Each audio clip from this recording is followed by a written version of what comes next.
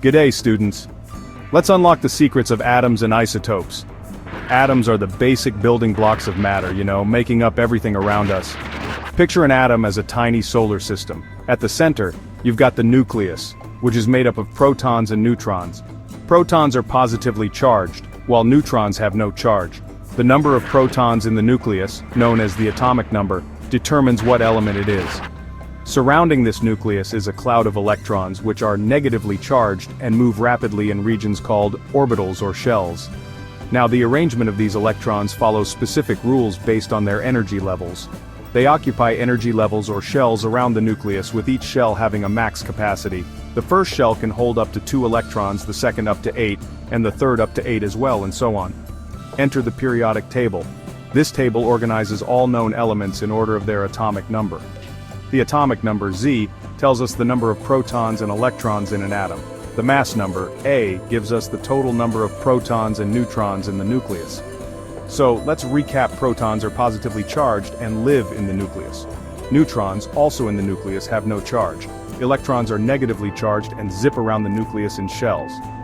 Alright, let's get calculating. To find the number of neutrons, you subtract the atomic number from the mass number. The formula is number of neutrons = mass number, atomic number. Example time. For a carbon atom with an atomic number of 6 and a mass number of 12, number of neutrons = 12, 6 = 6. So, a carbon atom with a mass number of 12 has 6 neutrons. Easy peasy. Now, the arrangement of electrons in an atom, especially in the outermost shell known as valence electrons, plays a key role in determining the atom's chemical properties and where it appears in the periodic table. Valence electrons interact with other atoms during chemical reactions. Atoms with similar numbers of valence electrons behave similarly, which is why elements in the same column or group of the periodic table have similar properties. For instance, all the elements in group 1, like lithium and sodium, have 1 valence electron, making them highly reactive.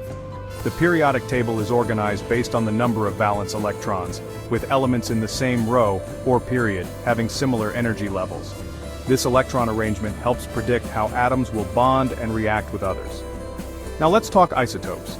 Isotopes are different forms of the same element that have the same number of protons, but different numbers of neutrons. This difference in neutron count gives isotopes distinct atomic masses, which can result in varying physical and chemical properties.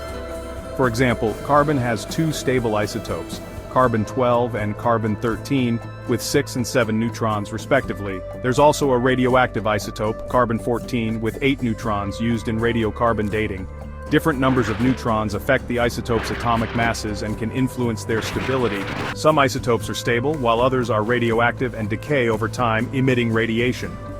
Another example, chlorine. To calculate the number of neutrons in a chlorine atom, you need its atomic number and mass number. Chlorine's atomic number is 17, meaning it has 17 protons. Its most common isotope has a mass number of 35. Using our formula, number of neutrons = 35 minus 17 = 18.